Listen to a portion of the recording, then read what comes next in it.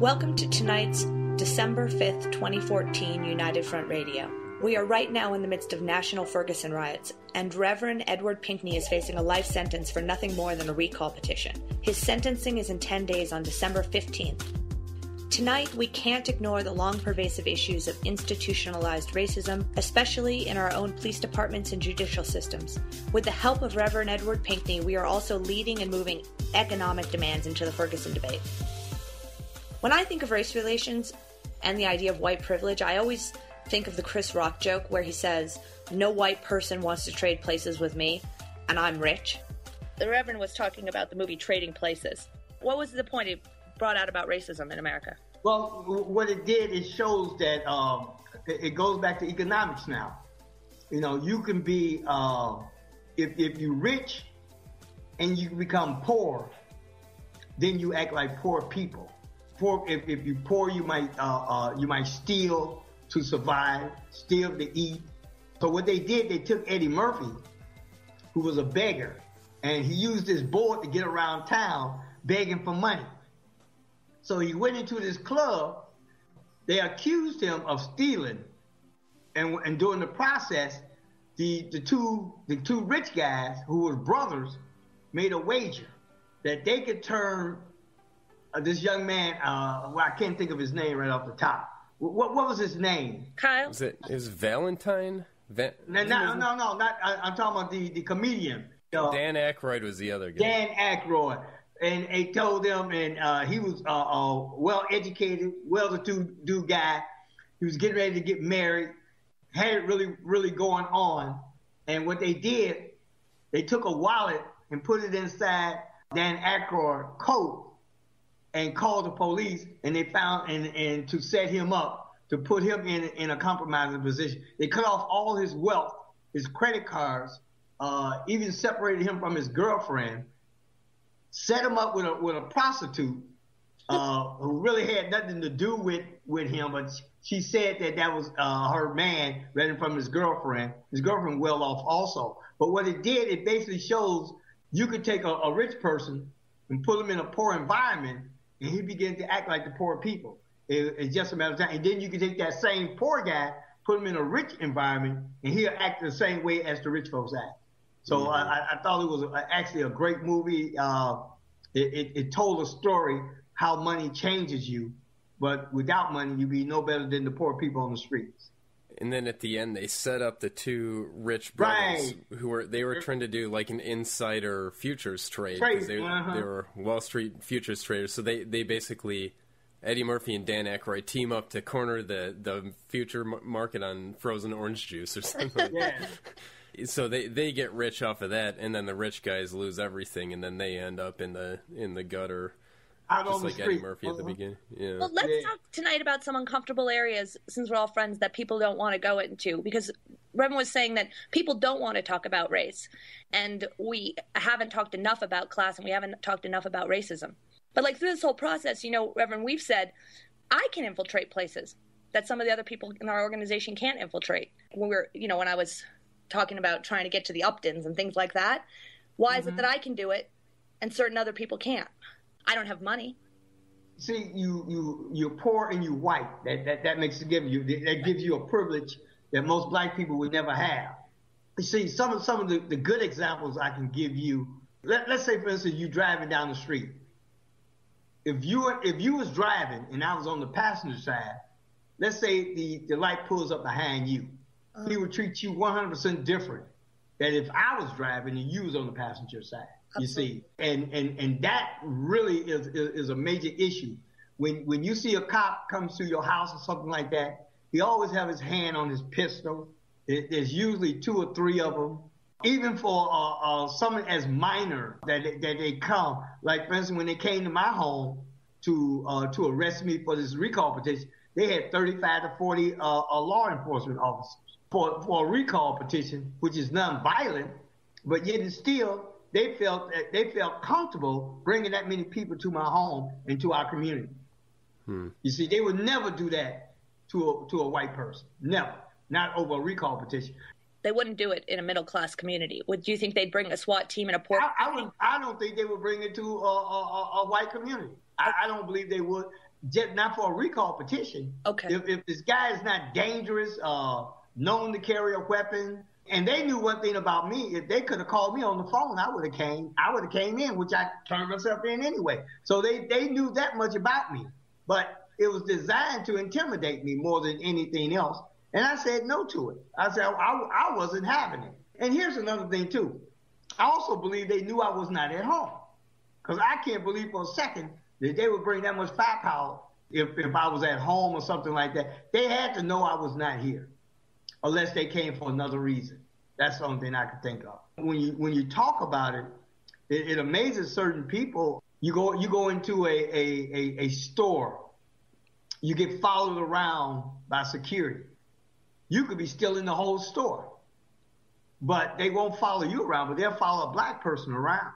Mm-hmm. Let's say if you use your credit card, they want to see your ID, they want to see your mama ID, your daddy ID, they want to know all the information they can get, unless you go to a place that know you personally. You know, you can't go somewhere and the people do not know you. They want to see everything that you got. Amazing when you sit down and think about it. Even let's go to the police station and want to make a police report. Depends on who you making a police report on. Let me tell you, I'll give you a perfect example. The clerk at Barron County Courthouse had committed a crime. What she did, she gave the recall petitions to the sheriff department without a warrant or a subpoena or a judge order, which is against the law. So I go to the state police. I want to file a complaint. First, she give me a runaround for about an hour. Then an hour, another half an hour, maybe another hour passed. She said, well, just sit here and wait, and we'll take care. I said, what seems to be the problem? I just want to fill out a complaint. You can just give me the paper, and I can tell you what happened. And then if you choose to investigate, but at least allow me to make the complaint. Well, I'm waiting for a call from Lansing, which is the capital. I said, why would you have to wait for a call from Lansing for me to make out a criminal complaint?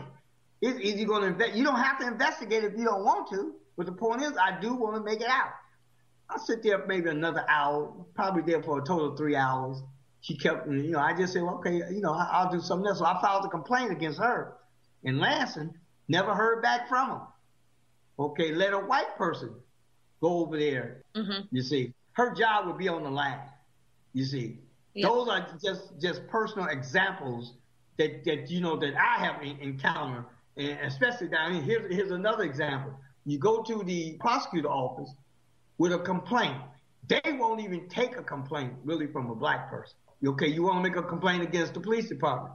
You can't make a complaint here in Benton Harbor against the police department. They got this buddy system where they keep everything together and won't allow you to make complaints. So a lot of times people get frustrated and just don't do it, you see. Right. Okay, sometimes they'll tell you, well, go to Lansing. Well, who want to go to Lansing, which is 2 hours away? Nobody would. They wouldn't tell you to go to Lansing, but they'll tell a black person to go to Lansing. And then even if you go to Lansing, you got almost a 90% chance of them not even investigating the issue. So that's how it is when you think about being a black person. Spent a lot of time working on stop and frisk a couple months back with Randy Credico, and I can't remember the exact statistics, but they were off the charts. It was like 90% of black men in the New York metropolitan area had gotten at least stopped and frisked one time, and it was something like 5 or 10% of white people, and then it was something like 10% of the black people they stopped had drugs or weapons on them, and 90% of the white people they stopped had drugs or weapons. Amazing. Let me tell you that. I was in New York for 3 days. Look, I was in New York for 3 days. I was stopped one time. Nuh-uh. Yes. And the guy pulled us over.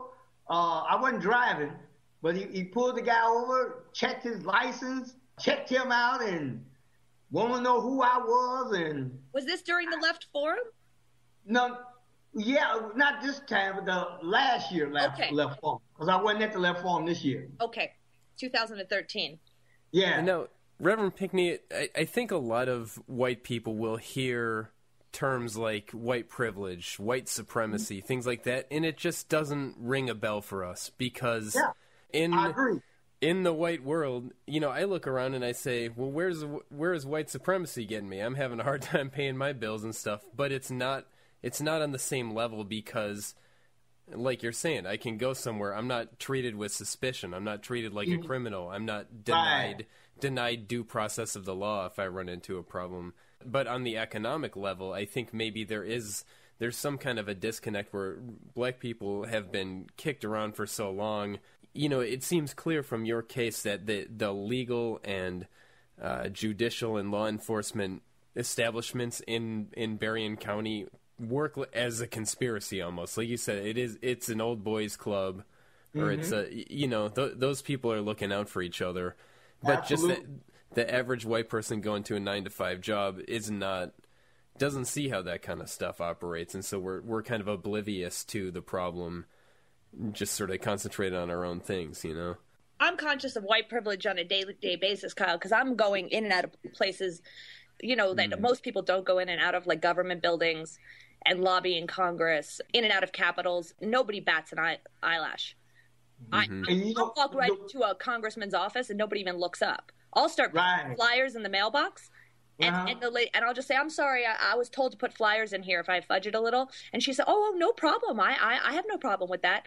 And that's how you do. You utilize, like even within my organization, we probably have just as many white people as we do black people. And what's making it so important, when we talk about the way I break it down, I don't have black against white. I make it a class issue. Rich against poor. Haves against the have-nots. That's put almost 90% of the people in the same class that you are in, you see. And that way you become bigger and stronger. You cannot win this battle when you put racism into the pot. What you're doing, you start separating people, you see. And the way to not separate people is use the term class, or we can say class warfare. And we have to say these things because it's important. We have to figure out a way how to eliminate all this division. Black, white, Mexican, Puerto Rican, Japanese, Chinese. We have to put all these people together in order to fight this system. We don't have the resources to go chest to chest, eyeball to eyeball with these people. But the weapon I like to use is more of us than them. I think that message is loud and clear. It shows you can win if you stick together. We might have a difference, you see, but that don't mean that we can't fight for the same cause. And once we get that through our head, and like you talk about making economics, but you also got to talk about racism, and don't be offended when people talk about racism. A lot of time when you talk about racism, white people try to separate themselves from that term because they don't want to get into it. Mm-hmm. You see, you have to get into it, not only to please yourself, but to really get knowledge exactly of how a black person feels. You see, what you have to do, you have to be around them and understand them. You see, what we do more than anything else, we try to improve within ourselves with the smallest amount of resources that you can ever imagine. You see, if you knew what I lived off of, you see, you would say nobody could live off that amount of money. I don't go out and I drive a 1998 Mercury Mystique. We don't go out and spend a lot of money on clothing and different things like that. We buy things that are necessary. That's how I'm able to keep this fight up and won't allow them to try to bribe me. See, the only reason they're attacking me now is because they know I can't be bought and I will not be sold. And that makes a difference. You see, most black people that go for the preachers and all these other people, they have a price tag on their hats. If you want them in your corner, all you have to do is read the price tag. Like buying a suit off a rack is right there. But I will not accept it because all these years of fighting would mean that I've been a fraud. You see, and to me, there's nothing more important to stand up for what's right. It doesn't make a difference to me who a person is. You see, like most people say, well, I don't care whether a person is black. I don't care whether he's white. I don't care whether he's Mexican. I don't care whether he's Chinese. I don't care whether he's Japanese. It don't make a difference to me. We got one problem, and we got these corporations that is destroying the rest of us. You know, we talk about the economic system here. An economic system that does not feed, clothe, and house its people must be and will be overturned and replaced with a system that meets the needs of the people. My job is to try to figure out what we can do to meet the needs of the people. That way we keep growing. We cannot grow if we start setting up division. Very seldom will you hear me talk about racism. Very seldom. You are not moved by money, you're moved by justice. Kyle and I feel the same way. We talk often about how we can't believe people are actually moved by money. It doesn't make sense to us. I remember Chuck Berry had a good line, and he said he didn't recognize how much racism there was in his circle of friends because they were all musicians. And he said, we were moved by music, so we were all just playing music. And you're moved by justice. What's astonishing to Kyle and I is how many people can be moved by money. It doesn't make sense to our brains. Let me ask you this, Reverend Pinkney.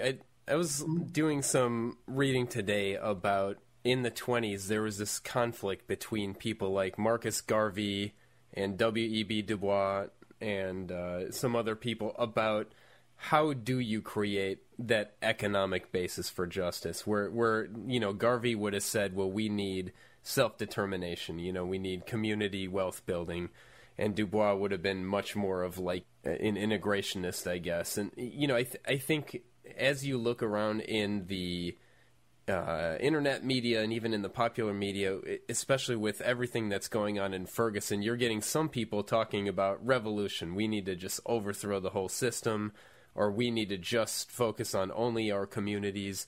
I think this message of everyone fighting together on you know, a common basis is starting to get drowned out by these disunion voices, if you know what I mean.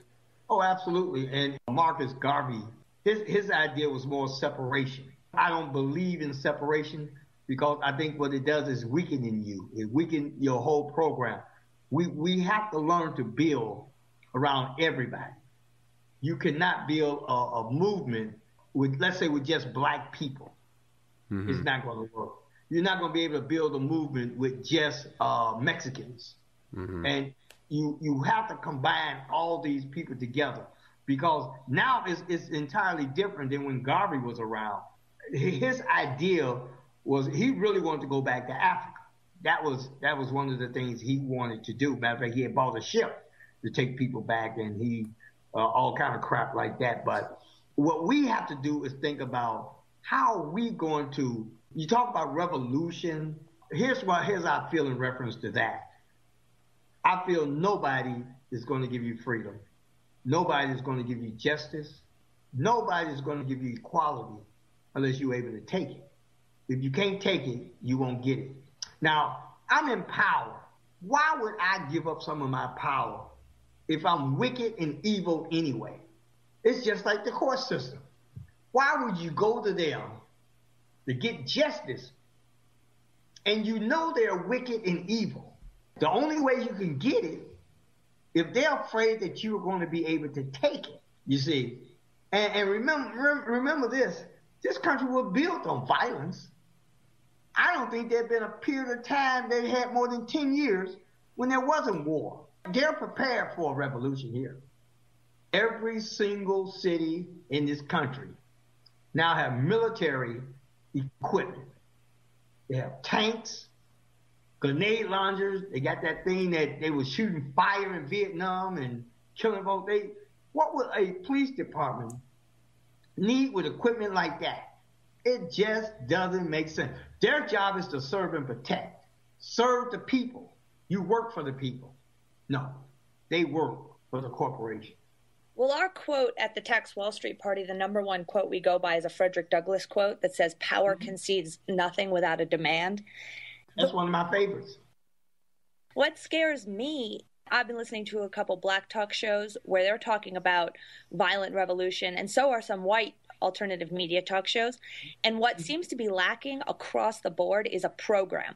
Meaning, like at the Tax Wall Street Party, we have outlined a program that, if it was implemented, would end the economic depression in a day, create some economic equality. What I wonder is, we have two different problems happening. We have economic inequality. We also have racism. And I wonder how much of what we think is racism might be alleviated. It's not going to be all of it, but it's going to be a percentage if there was economic equality. I mean, was there a time you remember in your life when Black people had a better quality of life or a better standard of living than they do now?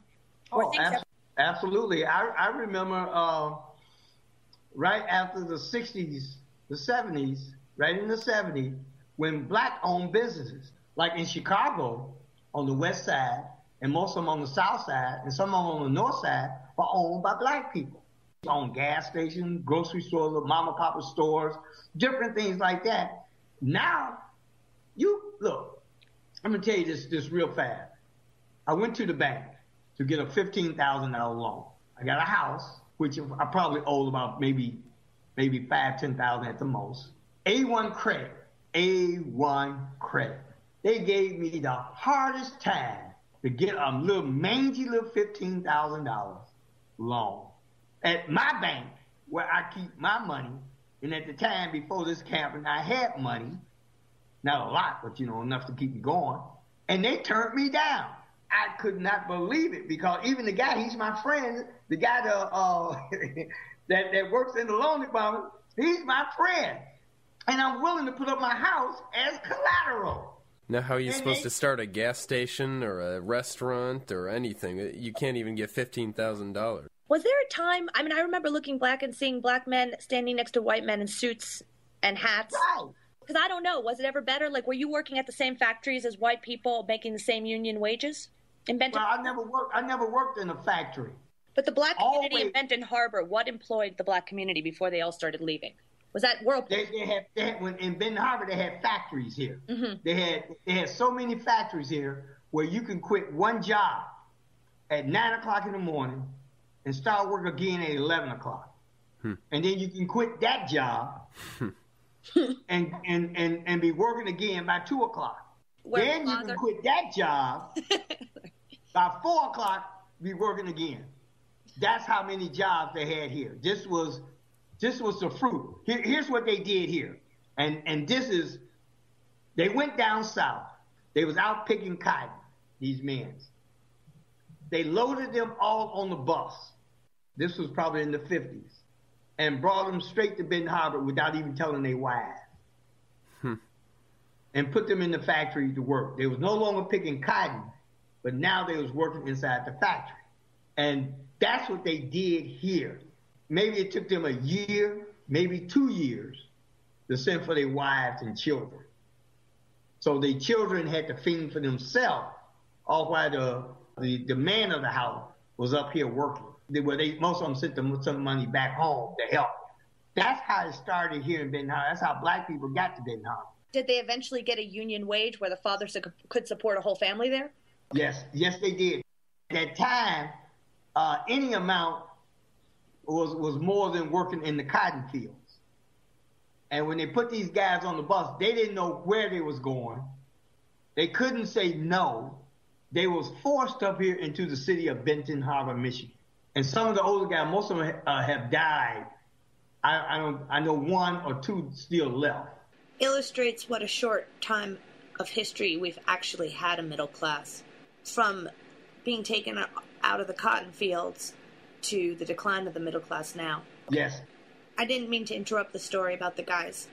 But they don't want to talk about it because they're too embarrassed to even talk about it. How, as you get older and get better, you think about what happened to you, how they made you leave your family to come up here and work. I just felt like, wow, that's an amazing story. I never, if I was living in Chicago, I would have never met people like this. These people, the story they told me was so incredible. Came here, they packed them all, maybe 100, 150 of them in a two-room place. And they lived like this for more than 2 years. It's incredible when you think about it. It just seems like that corporate America just brings in lowest wage labor that they're able to get. You know, in the 20s, it would have been my ancestors coming from places like Czechoslovakia. They're brought in to bust up the Irish Union, and then they unionize, and then they bring up, you know, sharecroppers from the South to bust them. And now they're bringing in Mexicans to bust the black workers, and you know. And now people in China are living just like everyone was explaining, with 100 of them in 2 rooms. And now it's not good enough in China. They got the TPP. They're going to have people in Bangladesh and Pakistan. It's just going to get lower and lower and lower until the lowest possible standard of living that they can get someone to make a washing machine or a dishwasher. In the 40s and the 50s, General Motors and Ford Motor Company, they was hiring black people. My question to General Motors, Ford Motors, Chrysler, who gonna buy your product? Because you're able to produce cars now, but you have nobody to buy.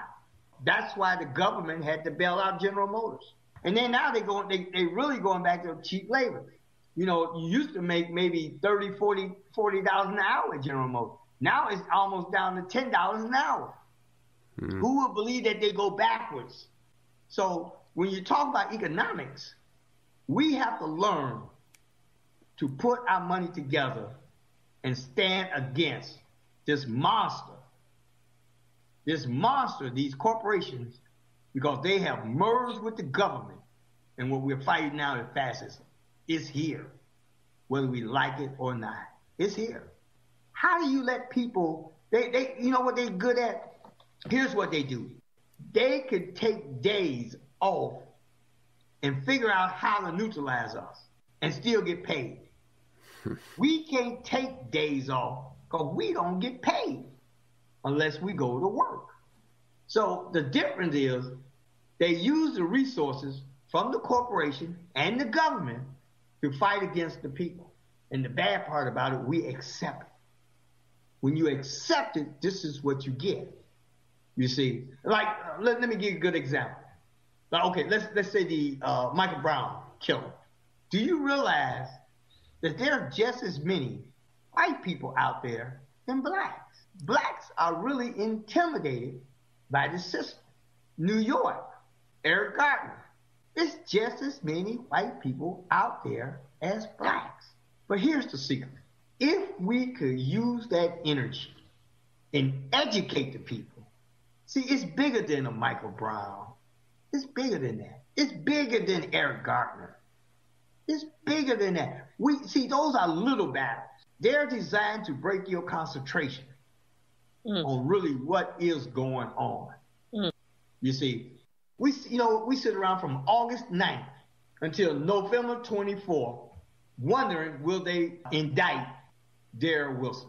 All that time we wasted when we could have been building. You see, Eric Garner, December the 3rd, from August the 9th to December the 3rd, we're sitting around wondering, will they indict this officer? When we should have been building. It's designed to break your concentration. See, these officers have one job. That is to protect the haves, not you. That's so well said when you said it's designed to break your concentration. That speaks to me. I mean, what if Occupy, for example, had all gotten together and made one demand of Wall Street, the entire country, just concentrated on one demand, which was to tax Wall Street or to regulate it in some way?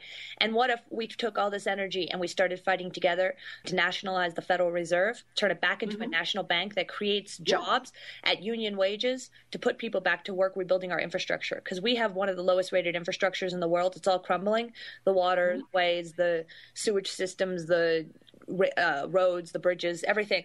We could build modern infrastructure, fast rail. We could put everybody back to work, 30 million new jobs at union wages. What if we demanded that? What if we all came together and demanded that? If the other 90% of the people in this country came together and worked together, we wouldn't have to worry about racism. Yeah. You see? So here's my take on it. People have to understand that it's not about you. It's not about a Reverend Pinkney. If I can do that, I care less about racism myself, because I know it's going to be there. And I know that most time these people there, all they is gatekeepers. Most races are gatekeepers. There's some good white people and there's some bad white people. There's some good black people and some bad black people. But most of the bad white people control most of the good white people. And that's why we have racism. If you go out here and just do what you're supposed to do, the point is treat everybody the same way. That's a challenge. But the system do not want that, because if you did, you wouldn't have division. You see, long as there are certain people, and we use the word privilege, white privilege, now that separates you from the black guy or the black woman. Mm-hmm. You see, instead of saying, well, hey, my name is Daniela. I don't go by white Danielle. I'm Danielle Walls. Yeah. That's who you are. I'm not white Danielle Walls. I'm Reverend Pinkney. I'm not black Reverend Pinkney. So we're connected. Mm-hmm. When you eliminate the white and eliminate the black. We don't have to be black nothing. We don't have to be white nothing. All we have to do is be human beings. Well, what if we could snap our fingers, let's say, and jump ahead to the future? What if we could snap our fingers and there were 30 million jobs at $25, $35 an hour given to all the black unemployed people and all the white unemployed people? And there was hope again, and there was optimism and dignity for everybody. There's still institutionalized racism. I don't know in your lifetime. Oh, yeah. And you know, you always going to have some, but it won't be as great. See, the more we talk, I think the better we are in a position to deal with reality of life, you see. And we can win. See, my message is simple. I don't care what nobody say about nothing. If we work together, we can win this. How do we improve everybody's living conditions? How do we do it? That's the question that has to be answered. We were saying that half the people out on the street riding were white. I think that we all know, and all the white people I talk to, that there is a big problem. We've got the prison industrial complex where you have most of the people incarcerated are black. There's racism in the police department like nobody's ever seen. Things like stop and frisk. And then the justice system. Because here's the thing. Okay, then when you're white, jail will not do you any good. I don't understand. If you black, jail is going to do you good, because we're going to keep you there for the rest of your life if we can. That's the mentality of what we're dealing with. Where does that mentality come from? Is that... Now we go back to the people in charge, racism, and sometimes you know when you get power, you think that you have an obligation to slam the door in a black person's face. Let me give you an example. This young man, Mario Allen, he went to prison for 45 years for some ecstasy pills. Who in this world will send a person to prison for ecstasy pills for 45 years? Here's the shame part of it. The people in this community were silent. They didn't say not one single mumbling word. So they telling the authorities that what you're doing is right. Let me give you another example. White people don't get arrested for drug crimes. No, Black they don't. People do. Black people, if you got a joint, I remember once there was a case where a young man, they had one joint in the whole car. There was 5 people in the car. They charged all 5 people with possession of marijuana with the attempt to deliver. One joint. Oh, my God. It could also be that prisons are private and for-profit, and they have to put away a certain quota of people, and it's easier to put away people who aren't them, who don't look like them. Right. I court watch. That's what I do. I'm at the courthouse every day, helping these young men, making sure they understand what they need to do. Because it's crucial that most times you could be 50 years old and really don't know about the court system. It's amazed me when I got over there and they had the nerve to try to, the court-appointed attorney tried to get them to plead, all 5 of them to plead guilty to one It wasn't even a joint there. It was like a butt. And 5 people are going to plead guilty to one butt. Every white stockbroker in Manhattan is doing cocaine in the open while we're speaking right now. Right. And they know they're doing it. See, that's the difference. If they think you're doing it as a black person, they're going to find a way. And here's something that happened, too, in Benton Harbor. We had this officer, white officer. He was the police officer of the year for the whole state of Michigan. He had planted drugs on over 300 people. And here's the bad part. They knew he was doing it. One day, this guy was going to trial. I paraded about 20 guys that this guy had planted drugs on. We had them on the witness list. But when it got time for them to come in and testify, their very own attorney, the court appointed attorney, refused to let them testify that this guy was planting drugs on people. See, it's designed to break you down. When you talk about Berrien County, when you talk about the jail system, when it comes to black people, they have a job where they have to physically remove and destroy black families. That's the history. And they use the criminal justice system. Every person that they can put in jail, every person that they can revoke their voting rights, every person that they can give a felony to, or they can cause them to lose their job or put them on probation. Every person that they can cause to not be able to pay the basic necessities through imposing these rigorous court causes. And I say this all the time. See, in the 60s, we used to say it was Negro removal, because that was the name for black people, Negroes. Like in Bosnia, it was called ethnic cleansing. Today it's called genocide. But we're not accepting it as genocide. We're allowing people to say, well, maybe they deserve that. You hear him saying anyway, if the authorities say that I got a pistol, knowing I never carried a pistol in my life, and they say I got a pistol, well, if they said he had a pistol, he had a pistol. Not so. See, but white people have to take a stand. Just like in my case, I have had white people that come up to me that lives in this area. They have never spoken to me before in my life. They said, this is a disgrace. How do we allow them to continue to do people like you and this community this way? I say, it's simple. It's real simple. If you stood up for me, they would try to figure out a way how to come after you. Because it's not enough people willing to take a stand like you.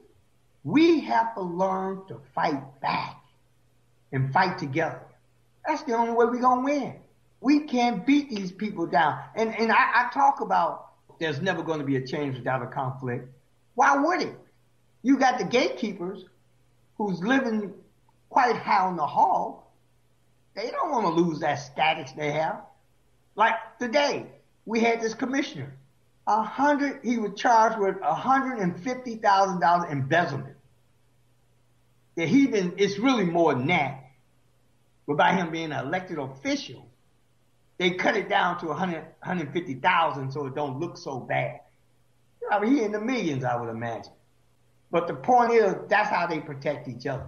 If that was a black person, his bond would be set at $1 million to get out of there.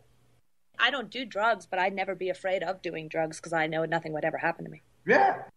And a lot of people, I remember before, these guys, I used to tell them all the time, I say, well, don't hang around with people who's doing drugs, because if you're not doing drugs and they are doing drugs and you're together, both of y'all going to jail for drugs. It sounds incredible. If you never used drugs in your life and you with somebody who's smoking a joint or snorting some coke or whatever it might be, you're going to jail with them. That's how they do black people. Don't let them come in your house. Everybody in the house go to jail. Do you think the police departments are more racist now than they were when you were younger?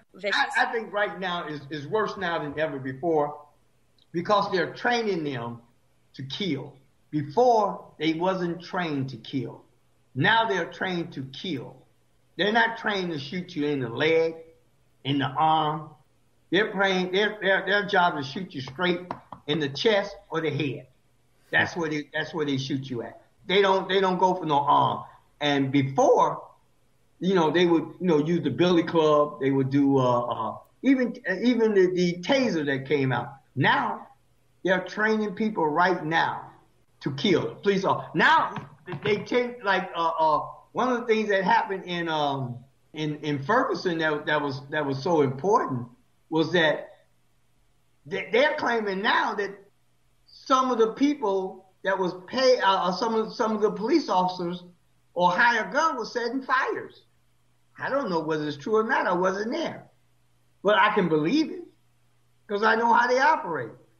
You see, and to me, I thought it was ingenious. I said, wow, that's why they was all concentrating on this down here.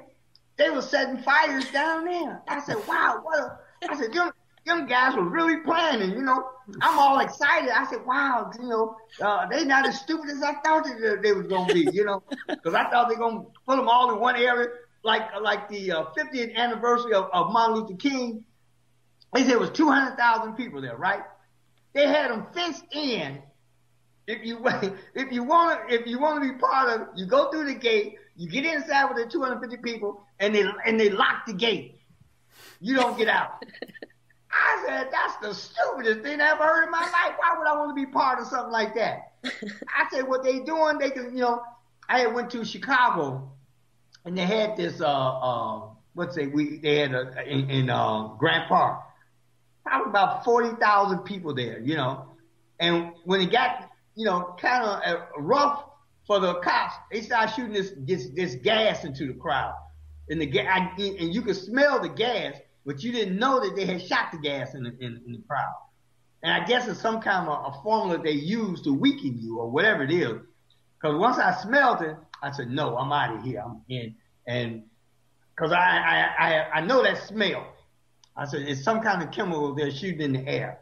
And sure enough, but everything is about crowd control, to control you. That's why I say, you have to learn, I admire the Vietnamese for the simple reason they didn't have the military equipment that the United States had, and they defeated the United States. Nobody want to talk about that, but they gave this country a whooping that they would never forget. Matter of fact, they actually chased them out of Vietnam.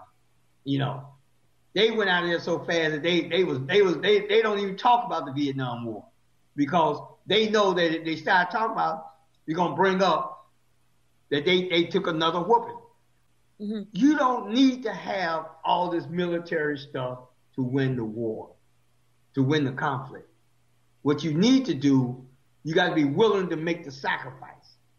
And most people are not willing to make the sacrifice to make things better for the future.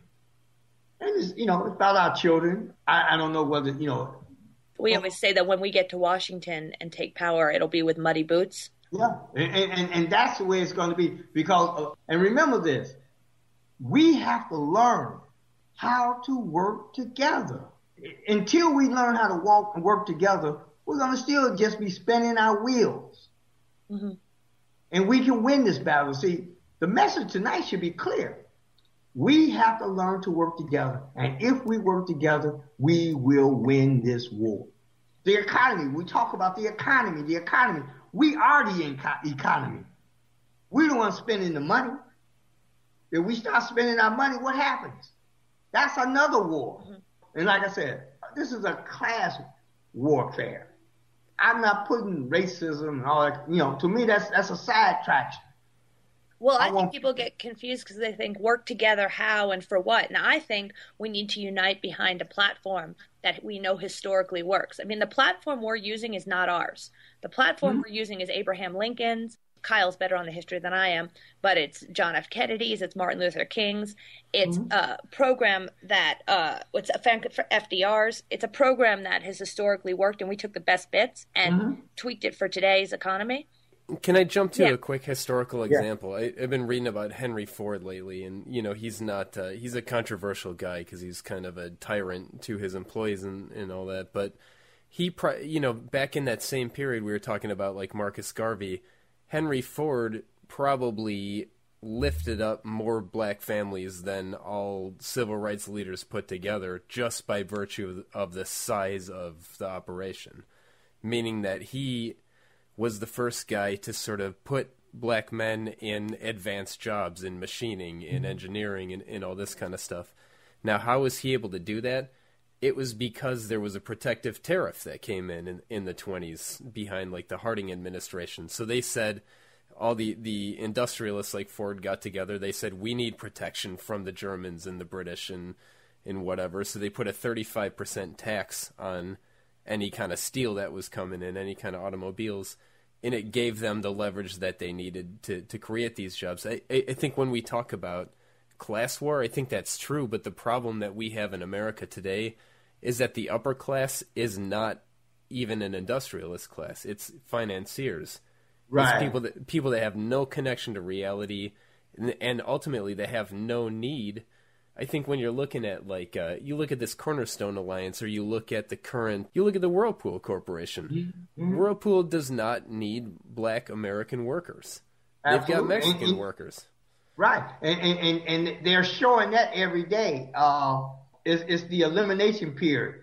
They don't need, like I said, right here in Benton Harbor, there are 4,000 employees or more at Whirlpool Corporation.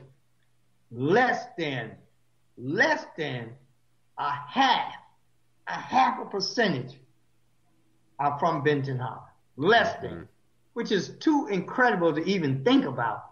And you don't pay any taxes here at all. And you get free water. I have to pay my water bill, or else my water get cut off. We have to figure out a way how we can deal with these corporations. In our platform, we have reinstate a protective trade tariff. That way it won't be profitable for a company like Whirlpool to ship the jobs overseas. And that's what we talked about in the other episode, that they ship them to Mexico and Germany and now a bunch of other places. And who was the guy behind that, or one of the main guys behind that? Fred Upton. Right, absolutely. Since 1986, he's in there at the Energy and Commerce Committee, pushing through NAFTA, pushing through.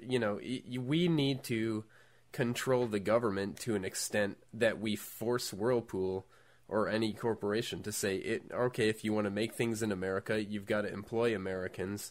You've got to do things that are good for the community. You got to let these businesses function, but you can't let them function by their rules. Absolutely. Yeah, so if we go out the street and we're like, oh, Whirlpool's bad, that's not going to do anything. They don't care about us. No. Fun of them. No, we've got to actually force the government to put a trade tariff back in place so that it's not profitable for them to go anywhere else. They have to employ Americans. Here's what Whirlpool did. We put a boycott on them in 2008. It was devastating. I don't even know how successful it was. But the point was, they had a negative credit rating, which made them now, anytime they borrow money, they had to pay almost twice the normal interest rate. Okay, but here's what now. This is how the halves work. Fred Upton is over the energy, right? So they passed a bill where he got $1 billion. No, should I say $1 billion? Anyway, it's $1 billion of tax like credit, but they use it as money. If you go out and buy a washer dryer or a stove and refrigerator, they give you $100 for buying. And each year it keeps adding up. Right now, Whirlpool have $500 million in their kitty. And that's the only reason today that they still in operation and there's not been a hostile takeover.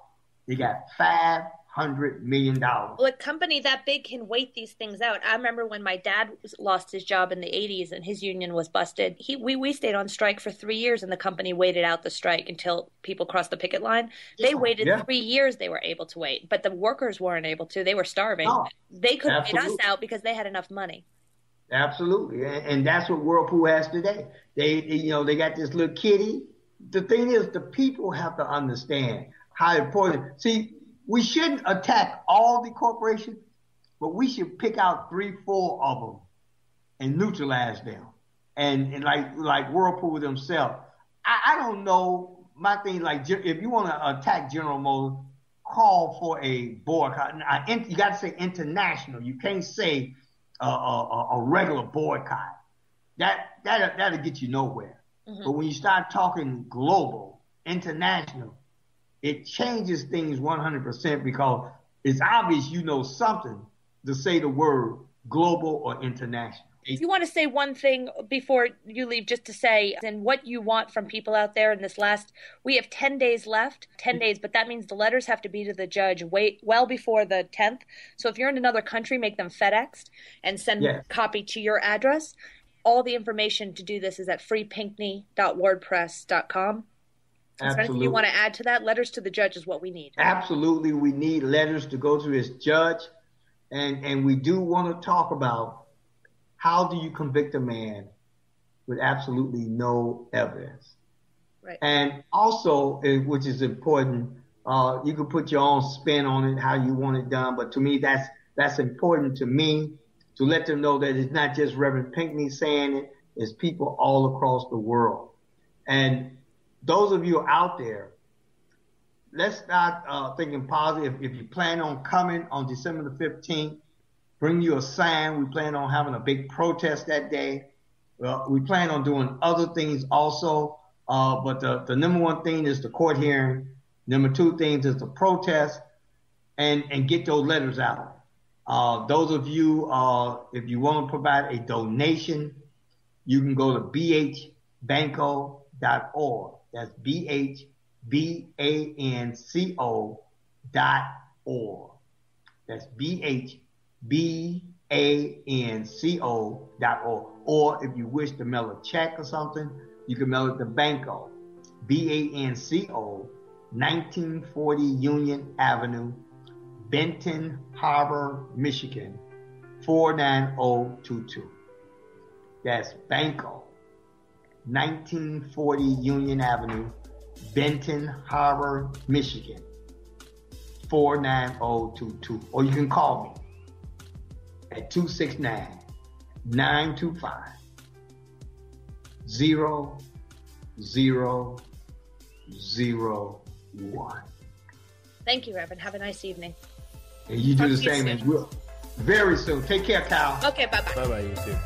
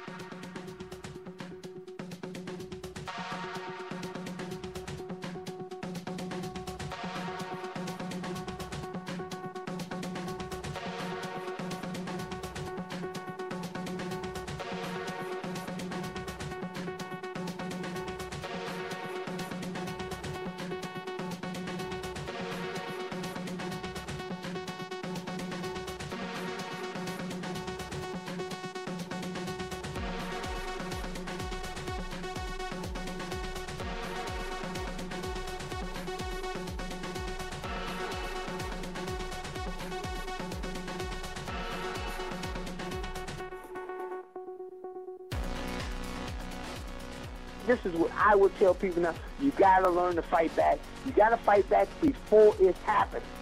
If you wait until it's happened, it's too late. You see, because they got the army and everything else if you decide to rise up and do something. So you have to have a way of doing it in a way that, it might be some casualties in it. But the point is, you have to stand up and fight. So if you don't, it's going to be all over this country. We're looking at this whole country being under control of the rich. The have against the have-not. And people may not see it now, but it's coming. When I told them about Detroit, I used to tell them about Detroit. I said, they're coming for Detroit. I used to tell them, they used to say, well, that we too big. They'll never touch us. Well, they got you now.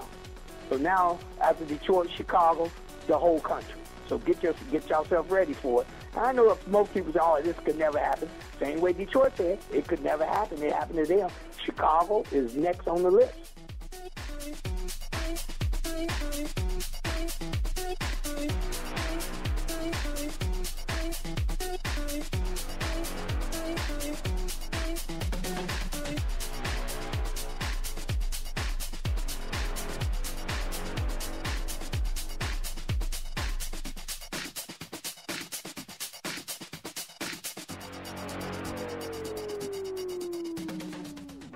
The battle is the haves against the have-nots. The haves are so greedy, they're not satisfied with just being billionaires. Now, can you imagine he has more money than he's ever going to spend, but yet he wants more. And the best example I can give you is Sam Gilbert. They're not satisfied with just that. They want to be in control of the people. You talk about drones and other things like that. These are just testing. They got this thing out now that they're trying to control people's minds with the microwaves and stuff, different things like that. This is reality, but nobody believes it. People say, well, why would the governor try to control your mind with the microwave? So he can control everything you do. It's all about control. When you have so much money that you'll never run out of money, you have to find some other toy to play with. So they're playing with human beings. They're playing with your life, my life, our children's life, our children's lives. That's what they're doing now. It's all about control. It's nothing about it's not personal. It's not about being black. It's not about being white. It's all about control. That's what they're shooting for. If they can control you, they win the game. They can go home. Because that's what it's all about. You got so much money, you don't even know what to do with all the money you got. So now you want to control people. And that's what they do.